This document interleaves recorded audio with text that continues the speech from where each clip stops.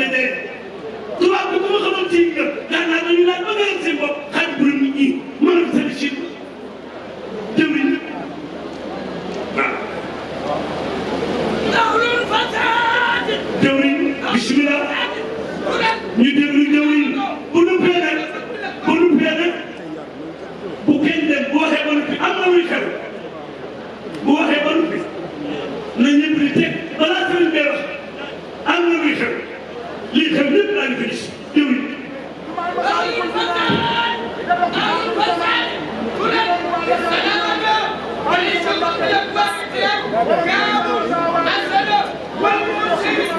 jërëjëf.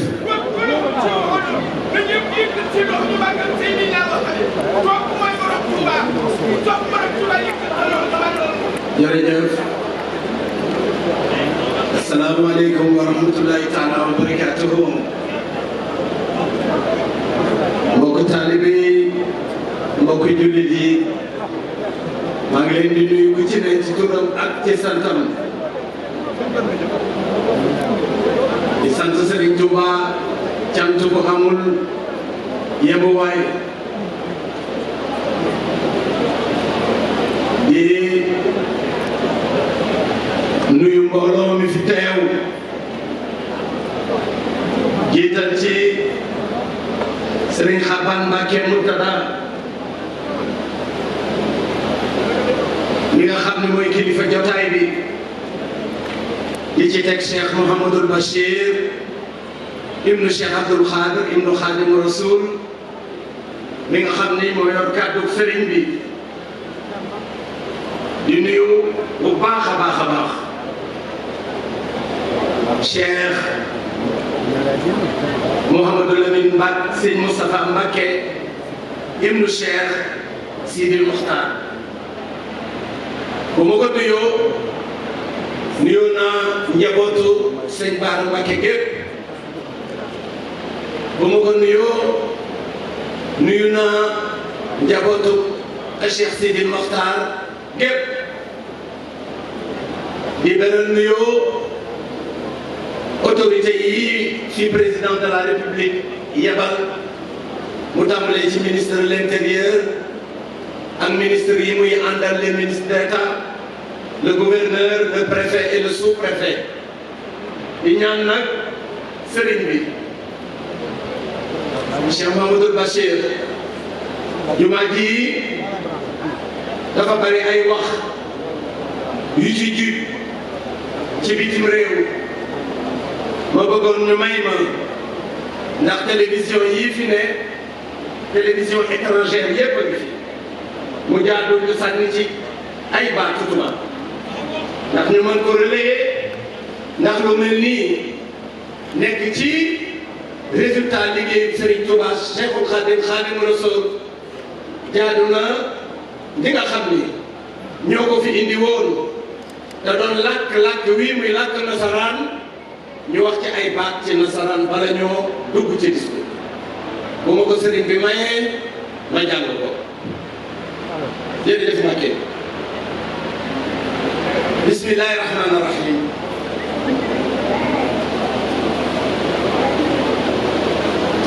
honorable Cheikh monsieur le ministre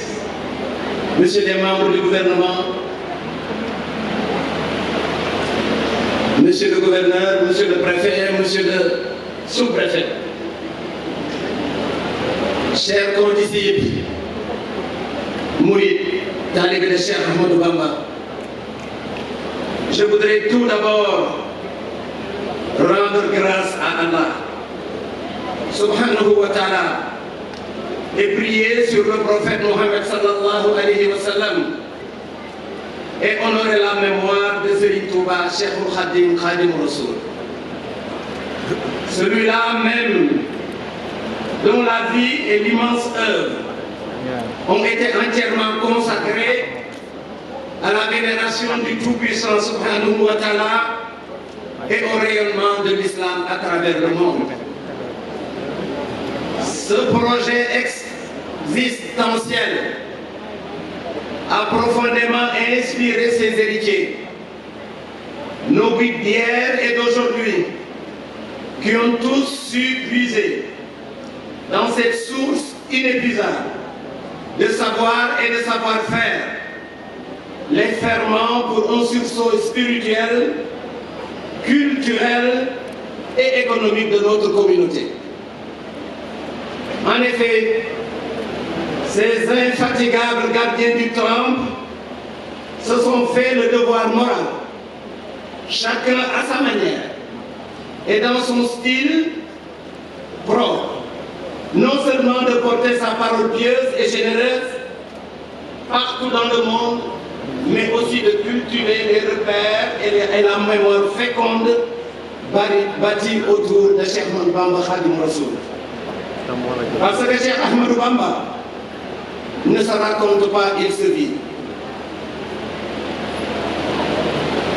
Notamment au travers de certains lieux de culte, comme Mbacké Bari, Djewel, le palais du gouverneur à Saint-Louis, et son séjour à Dakar, qui aujourd'hui a occasionné la construction de cette majestueuse mosquée que nous allons inaugurer demain, Inch'Allah, sous l'égide de Cheikh Mouhamadoul Mountakha Mbacké. Aujourd'hui, il ne fait aucun doute que cette mosquée Massalikul Jinan, dont nous célébrons aujourd'hui l'achèvement des travaux, va elle aussi revendiquer une place de choix dans ce riche patrimoine jalousement conservé par la communauté nationale dans son ensemble. En convoquant justement cette mémoire-là, on peut affirmer sans risque de se tromper que sur la route de son exil gabonais,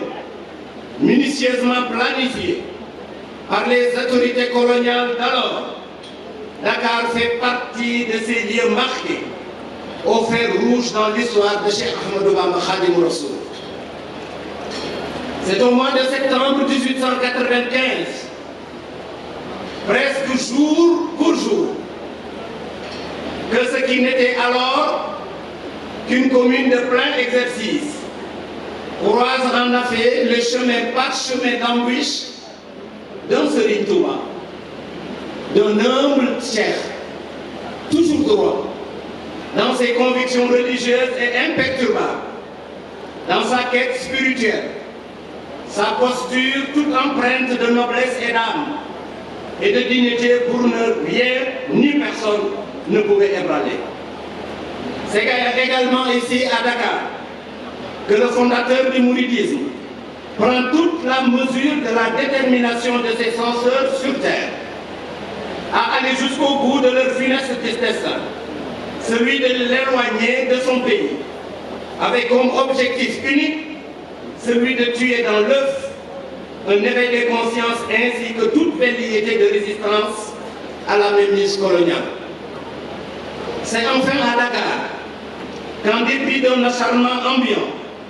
poussé à l'extrême, et nonobstant le sentiment d'être presque devenu tel un corps étranger dans son propre pays, c'est donc ici, au plus profond de la nuit carcérale, que Serigne Touba entrevoit également un rayon de soleil de la part de ses concitoyens sous la forme d'une marque de solidarité humaine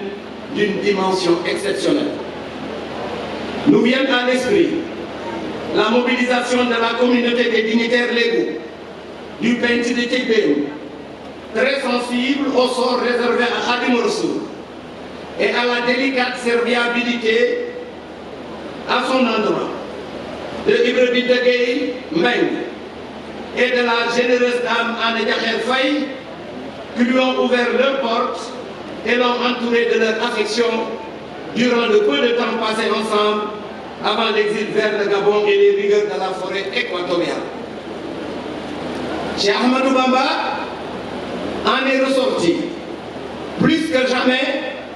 conforté dans la légitimité de sa résistance contre l'oppresseur et de son combat pour un islam toujours plus juste, plus tolérant et plus conquérant. C'est la raison pour laquelle la relation entre Cheikh Ahmadou Bamba et Dakar transcende l'ordinaire d'une séquence fugitive dans un épisode jalonné de brimades et d'humiliation permanente pour revêtir les contours d'une leçon de vie riche de vertu et d'énergie positive. Toutes choses dont les générations actuelles et futures devront s'inspirer et se servir comme viatique dans l'accomplissement de notre commune volonté de vie commune, une expression qui prend ici tout son sens. C'est aussi la raison pour laquelle, au-delà de la réception de ce joyau architectural, à nul autre pareil en Afrique, la cérémonie qui nous réunit aujourd'hui, en l'occurrence l'inauguration de la mosquée Massalikul Jinan, la bien nommée, cette cérémonie, dis-je, est porteuse de symboles forts pour le présent comme pour le futur. Nous ne le soulignerons jamais assez. Les Diakabouy Mouride, hier, à l'avènement de Massalikul Jinan, aujourd'hui, tous ceux qui se sont succédés à la tête de la communauté mouride se sont investis sans compter, avec cœur, conscience et responsabilité, pour traduire en actes tangibles cette relation fusionnelle entre Dakar et le vénéré Cheikh Ahmadou Bamba. Qu'il s'agisse de Cheikh Mohamedou Moustapha Mbacké, le fils aîné et premier khalife de Cheikh Ahmadou Bamba, le Cheikh Mohamedou Fadilou Mbacké, le Cheikh Abdoul Ahad Mbacké, le Cheikh Abdoul Khader Mbacké, le Cheikh Salihou Mbacké, le Cheikh Mohamedou Lamine Bara Mbacké, de Serigne Sidi Mokhtar Mbacké et aujourd'hui de Serigne Mountakha Mbacké. Tous ont apporté leur pierre au raffermissement de l'axe Touba-Dakar, suivi en cela par les nombreuses disciples disséminés aux quatre coins du monde, des militants au quotidien d'une pensée mouride construite autour des principes véhiculés par Cheikh Ahmadou Bamba. Et comme un clin d'œil du destin, c'est ce même Serigne Mountakha Mbacké, celui-là même qui assurait avec efficacité et en toute discrétion la coordination de cet ambitieux projet qui se retrouve par la grâce de Dieu à la conclusion de cette belle aventure humaine en tant qu'autorité suprême de notre communauté. C'est ainsi pourquoi il passera tout naturellement le relais à Serigne Bachirou Abdoul Khader Mbacké pour poursuivre cette mission de supervision de l'avancement des travaux. Je voudrais ici témoigner à la fois de tout le plaisir que j'ai eu à travailler sous la aide de Serigne Bachirou Abdoul Khader Mbacké et de tout le respect que m'inspire à la fois son sens élevé des responsabilités et sa loyauté vis-à-vis de Khalife général des Mourides, Cheikh Sidi Mokhtar Mbacké. Pour qui connaît l'homme, il n'est pas superflu de dire le concernant. Il est resté fidèle à lui-même, c'est-à-dire un digne héritier de son grand-père, Serigne Touba. En somme, tout ceci apporte la preuve, s'il en est besoin, que cette œuvre gigantesque que nous avons devant les yeux est le fruit d'actions convergentes vers un sud-but, une chaîne aussi bien de solidarité agissante que d'engagement citoyen, ou encore la responsabilité pleinement assumée de l'État du Sénégal. C'est le lieu ici de mettre en exergue la part non négligeable prise en amont par les présidents Léopold Sédar Senghor depuis Guy Mouride et Abdou Diouf depuis le dernier terrain que nous avons occupé, ce que nous avons occupé dans la mise à disposition à la communauté mouride. Ce sont eux qui étaient là, aux origines, quand le site associé au Baobab, cet arbre géant d'Afrique, n'était encore qu'un site de ralliement pour quelques adeptes dont le trait d'union était la passion commune dans l'œuvre et la pensée de Serigne Touba. Aujourd'hui, au sein de cette communauté mouride, voire au-delà de celle-ci, ces souvenirs prennent l'âme d'instantané d'une époque bien lointaine, surtout face à la réalité achevée, au propre comme au figuré du complexe flambant neuf de la grande mosquée que nous avons devant nous. Entre les deux, vous conviendrez avec moi que le cours de l'histoire fut loin d'être un long fleuve tranquille. Mais l'État du Sénégal, à travers ses plus autorités, est fort heureusement resté debout, magnanime et mobilisé à nos côtés, s'appropriant le projet et donnant l'impulsion à chaque fois que de besoin durant cette difficile phase de mise en œuvre. Vous me permettez à ce stade, chers invités, de mon propos d'accorder une mention spéciale au président Abdoulaye Wade, ancien président de la République du Sénégal.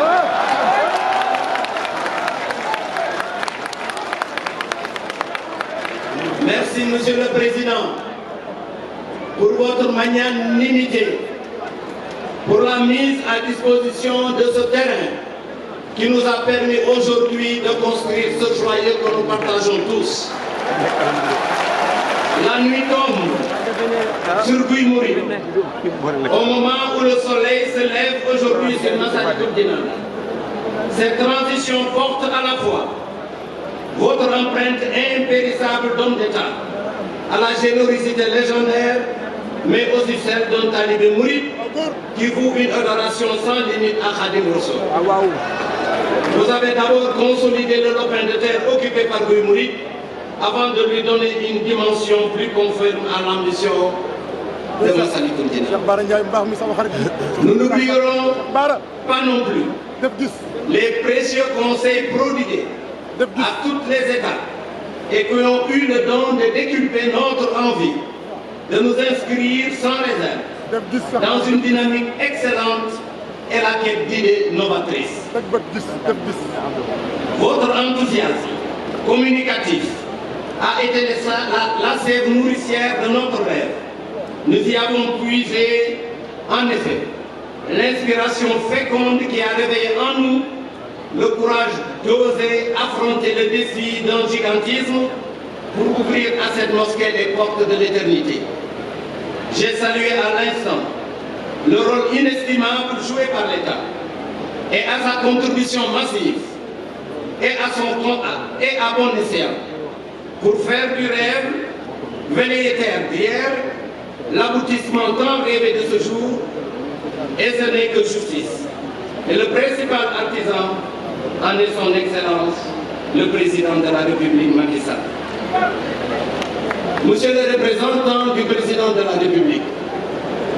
qui est en outre ministre de l'Intérieur et président de la commission technique au sein de Massalikul Jinane. Par la grâce de Dieu et à l'occasion de cette cérémonie d'inauguration, vous avez répondu présent au rendez-vous de l'histoire de la grande mosquée Massalikul Jinane. Et si ce n'est au rendez-vous du destin tout court, dans son expression la plus réjouissante, c'est-à-dire à travers une maison de Dieu, des retrouvailles entre Cheikh Ahmadou Bamba et Dakar. Je dois à la vérité de dire, je dois à la vérité de dire que vous n'avez jamais été absent de cette histoire. Depuis que vous avez repris le flambeau des mains de vos prédécesseurs, vous en êtes un des acteurs majeurs et vous avez toujours mis un point d'honneur à vous rendre digne du pacte tacite qui vous lie à tout à la Sainte, à ses autorités et à la communauté mouride. D'abord, sur votre impulsion, par l'accompagnement des services de l'État mobilisés et sensibilisés sur les enjeux liés au respect des délais, à la voirie, à l'éclairage, aux aménagements extérieurs, aux routes structurantes qui entourent cette mosquée, en somme à la gestion de tous ces facteurs multiples et multiformes qui vous transforment une œuvre en chef-d'œuvre. C'est-à-dire, Monsieur le Président Macky Sall, Président de la République du Sénégal, si l'accompagnement est allé au-delà de tout ce que la communauté musulmane et mouride et nous-mêmes, les maîtres-d'œuvre de ce projet, nous pouvons espérer que vous avez réussi la mission et vous l'avez terminée. À vos côtés, À côté de ces soutiens décisifs, comment ne pas également mentionner celui de ces Sénégalais de toutes conditions, de toutes les origines, de toutes les sensibilités, des Sénégalais d'ici comme d'ailleurs, dont les contributions appropriées dans l'anonymat le plus complet pour la plupart auront aussi pesé de tout leur poids dans l'avancée des travaux et permis de garder le cap pour l'atteinte de ces objectifs. Ceci est extrêmement important au niveau du symbole d'une part, en raison du caractère exemplaire et du nouveau atteint par ce formidable élan de solidarité, et d'autre part par la volonté d'appropriation aussi ainsi exprimée par les Sénégalais en direction d'une infrastructure perçue comme un patrimoine national commun. S'il fallait aujourd'hui chercher des motifs de fierté, autres que la réception de ce bijou de Dieu, cette application au travail et ces sacrifices n'ont pas été vains. Ils nous valent aujourd'hui ce beau fleuron architectural qui force l'admiration de tous les férus d'art, d'architecture, autant que de spiritualité. Aujourd'hui, ce n'est pas une page d'histoire qui se referme sur elle-même. Ce n'est pas non plus une nouvelle page qui s'ouvre. C'est tout simplement l'histoire qui poursuit son chemin, qui continue de s'inscrire par nous-mêmes et pour nous-mêmes. Notre défi dès lors réside dans le fait que cette mosquée, Massalikul Jinan, qui aura eu raison de tous les obstacles à l'instar du Cheikh face au colon, constitue désormais un point de convergence et le trait d'union entre Sénégalais sans distinction de confrérie, d'une part, mais aussi entre frères d'Afrique, voire du monde, et d'autre part. Il résiste dans le fait que le bouillonnement spirituel et culturel dont Massalikul Jinan sera un des foyers ardents, ouvre aujourd'hui et demain l'ère de mieux-être et l'ère de mieux vivre. Ensemble dont l'impact dépassera les limites de nos frontières. La situation géographique de Dakar, porte avancée de l'Afrique et carrefour d'échanges internationaux intenses, prédispose d'une imposante infrastructure à jouer pleinement sa partition dans l'œuvre de construction nationale,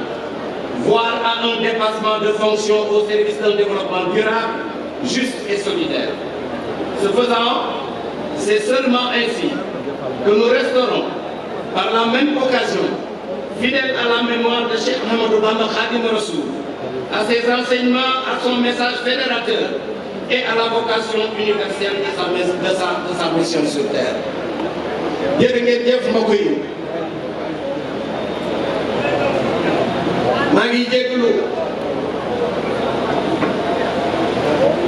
sang su baax si fi toog ci gudd bi waaye fukki at ci liggéey juróom-ñaari at ci tabax benn waxtu wala ñaari waxtu mënees na ko cee muñ ndaxte liggéey bii nga xam ni dañ ko liggéeyal Serigne Touba Xaadimu Rasuul lii Serigne bi doon wax léegi kenn doonu ci dara bu ñu amee ku ñuy gërëm bu ñu amee ku ñuy sant bu ñu amee koo xam ni mënuñu ko sant suñu kenn dund muy Serigne Touba Xaadimu Rasuul ndax Serigne Touba bi muy jóg tal yàlla amul benn yitte la am amul ñaari yitte amul ñetti yitte Serigne Touba jenn yitte la yor mooy yàlla Serigne Touba jenn yitte la yor mooy islam Serigne Touba jenn yitte la yor mooy doon Abdullahi wa Xaadimu Rasulillahi yàlla nag nungu ko ci liggéeyam bi nga xam ne tumurànke na ci boo ne benn doomi ñaar mu liggéeyal yàlla liggéey bu set wicc li ko yàlla fayee moo ëpp dàkk ji jaam ñii la ko yàlla fayee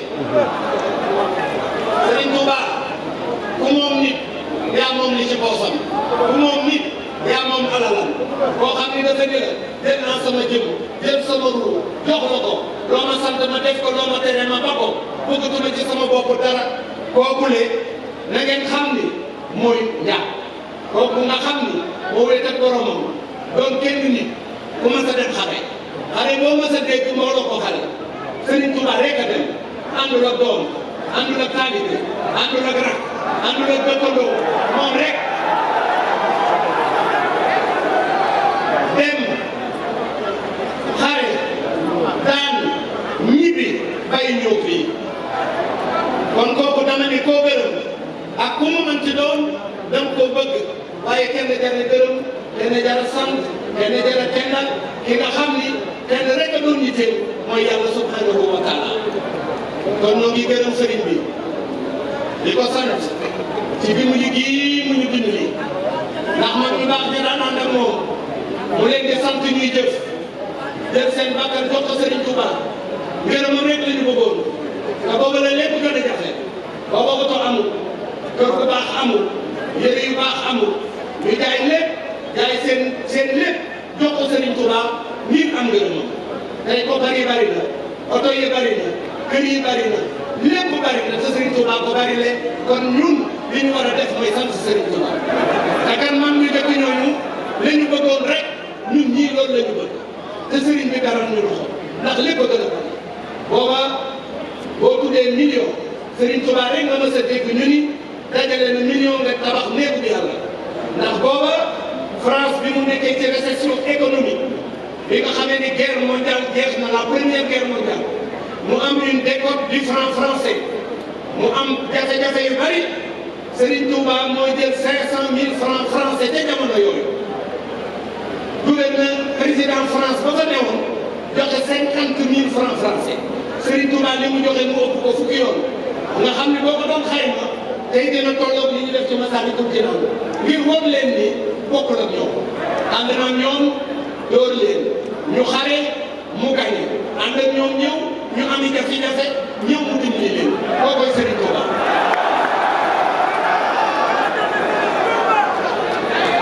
kon ku ñu gërëm. Bara Ndiaye daf gis. ku ñu gërëm.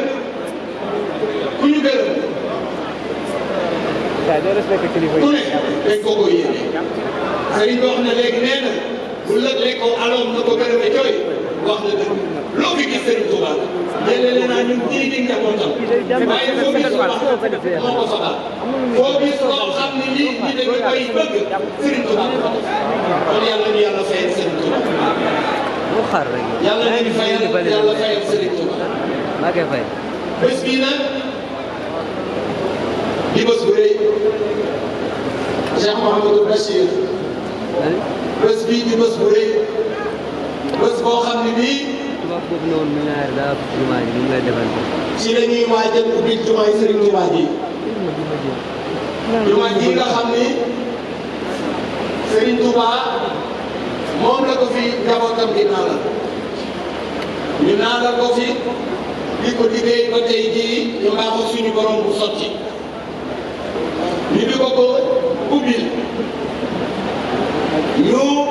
am ay bés yoo xam ne dañ ko tuddee njabootam bu baax yi tàmbalee ci Cheikh Saliou Mbacké yàlla yàlla yokk ay ngëneel ñu jóge ci topp ko ci Cheikh Mouhamadou Lamine Bara Falilou ba ak suñu maam Mariama Bousso ba tey jii muy bés boo xam ne bii suñu jàmbaar je ak Cheikh Sidou Mokhtar Mbacké moom bés bi man de mosoo ci wax ndax bu ma ci waxee leneen xew ndax gis naa ku ne jàngoon naa ku ne waaye ku mel ni moom musuma ko gis boo xam ni bu jëf ka bari rëy moom la bu wax dëggee rëy moom la li ma seqal moom Cheikh Mouhamadou Bachir mii rek ci tegoon ak Cheikh Mouhamadou Mountakha ak Cheikh Ndiaye bu bari waaye dama waxoon ak moom ba mu toogee wa Serigne Mountakha Mbacké ak rakam wa Cheikh Mouhamadou Bachir ñuy ubbi liggéey bi mu ne liggéey bii sëñ Mountakha mooy jëwriñ bi Ahmadou Mbacké Cheikh Mouhamadou Bachir mii moo ci topp Ahmadou Mbacké Faye mii moo ci topp nit lii rek la te laa ko waagaloon ni ko Mbacké ñett yi du ma la ko def du ma la fen mukk du ma la wor mukk du ma la sàcc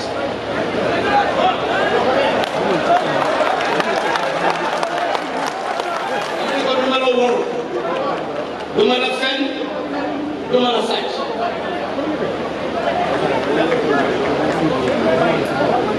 waaye da ngeen bàyyi sëñ bi ci laa naroon a jëm ndaxte sànq damay wax tuddi nit am ñu tàcc ñun murit bu fekkee ay murit lañu sëñ Mountakha Mbacké moom wax ba kii dem ci kanamu Cheikh Mouhamadou Bachir dama ni leen kenn la jar a tàcc ku tàccu nag danga dee kenn la jar a kañ muy Serigne Touba pàcc bii Serigne Touba ko fi bàyyi woon booba ñooñu ma tëddoon ñépp gane gu ñu àddina man daanaka fi laa presque juddoo kenn musu ko moom yàlla dencal ko Serigne Touba ñi fi ñëw doon dara ci réew mi pàcc bi taxoon ñu doon ko kon Serigne Touba teel a gërëm ñooñu ma fi tudd muy président Abdoulaye Wade ñu di ko gërëm ndaxte yàlla buy def da koy jaarale ci nit ak président Macky Sall Serigne Touba leen indi pour ñu liggéeyal ko waaye Serigne Touba kay defal ko dara moo def lépp ku ñu sant benn yoon war ngaa sant Serigne Touba junni yoon kon dañoo bëgg ñu kennal Serigne Touba kennal Serigne Touba nag mooy kennal yàlla mi nga xam ne moo fi di jàll fii bu fi kenn yuuxu bu fi kenn tàccu Serigne Touba jara tàccu moo jara kañ kenn defaluñu dara Serigne Touba ñu defal lépp lu kenn nag ñun ay góor lañu ndaxte dañu ñeenti ñii duñu gërëm dañu ni ku dof du gërëm ku soxor du gërëm ku iñaan du gërëm ku nayit du gërëm te loolu daluñu moo tax ñuy gërëm waaye nag ngërëm ak cant ak sant ak wóolu ak yaakaar Serigne Touba rek lañ ko war a def ma dellu si ci sëñ Sidi Maxtaar keroog loolu laa ko wax dama ne ko du ma la fenn du ma la wor du ma sàcc te barke Serigne Touba fenuma ko wóoruma ko sàcc lii mu may jox te taalibe yi jox te muy milliards yu bari ma daaj ay kees bu ne la ko ci Dakar muy ñetti téeméeri kees ak fukk ak ñett bi ma ko wàññee ba kii démb tuutoo ko manqué 2 milliards ak yeneen i addi yi taalibe yoo xam ne ñu ngi ci biir Cheikh Ndiaye ñii xam ne ci dara noo koy mbir rek waaye bu wax ak samay addiye bu nekk heure bu nekk ma jël sama addiye boobu ñu bokkul ak li may jox ko ko jox sama addiye bu ci liggéey li ma ko mujjee jox Cheikh Ndiaye bii dafa ne ma wala si doo ko fi bàyyi sonn nga lii ngay defal sëriñ bi doy na sëkk yóbbul li nga dundee ma ne ko ni sama addiye boobu la wàccee Cheikh Ndiaye ngi nii mi ngi nii bu dul gën a mën a dundal kon la ma ko waxoon moom laa def waaye Cheikh Sidi Maxtaar bàcc na cole wolof nag nee na jaloore dina bonoon mun maa wax ci moom ndax ko kon li ma bëgg a wax damay soppeeku te kon li ma bëgg a wax te bés bii du ma ko wax waaye daal maa ngi leen di xamal boo gisee ku bari sutura mooy Cheikh Sidi Maxtaar dinaa fa dem mu may joxe koppar kii toog ku dul Cheikh Ndiaye du ko yëg damay jékki-jékki mu dugal sama poche enveloppe bu ma génnee muy 500 millions wala 1 milliard wala 800 millions wala 400 millions bi mu fiy jógee di dem àjjana 15 jours laa ko mujj a def mooy loolu Cheikh Thioro doon nettali léegi 400 millions la ko doon ni ma gërëm naa la sant naa liggéey bi nag nañ ci dox sa sant keroog laa xamoon ni du fekkee lii waaye nag fekkee na ko ndaxte wolof ne ni jàll rek ginnaaw borom kon sëñ Moustapha ñoo ngi lay sant cant boo xam ni am na tàmbali mais amul jemukaay mais sant sa waajur woo xam ni bii lii ñu bëgg a wax mu nekk suñu xol mënuñu koo wax waaye suñu yéene ëpp na lii ñu ko wax ndax Cheikh Sidi Maxtaar dama daan soññi ci fay dama daan wax ndax am nga facture ma ne ko Mbàkke la fa ne de mën naa cee sox ba ci kanam ma ne ko entreprise bi ngay liggéey maa ko jiital te xaalis ba keroog ñu ko doon dégg kon lii moom xamoon na li mu doon def mooy di liggéeyal baayam Cheikh Mamadou Lamine di liggéeyal maamam Cheikhul Khadim sëriñam ba xam na li mu doon def de mbirum lii taxul moom waaye fenn nekk ca maamam am na fa ndam loo xam ne du tàggoog moom ko ila yóbbu kon ñoo ngi leen di gërëm yéen jabootam gi di leen sant di leen wax ni war ngeen a xool ca kaw si gi xam ni ki leen yàlla boole loolu jàmbaar ci jàmbaar yi mu ànd ak rakam yu baax ji di Cheikh Mouhamadou Mountakha bëgg ko wóolu ko chèque bu ma mës a jox ñetti signature ci wóolu wu ci woon boppam sax da doon signé Serigne Mountakha signé Cheikh Amadou Mokhtar Sy ñu jox ko buñ ma ko joxee ma def ko ci compte bi nga xam ne sëñ Mountakha moo ci dal si ne Cheikh Mouhamadou Bachir ak man mi kon li xew fii daray taalibe yi rombul jumaa ji daray sëriñ bi rombul jumaa ji barke Sëriñ Tuubaa lépp ngi si biir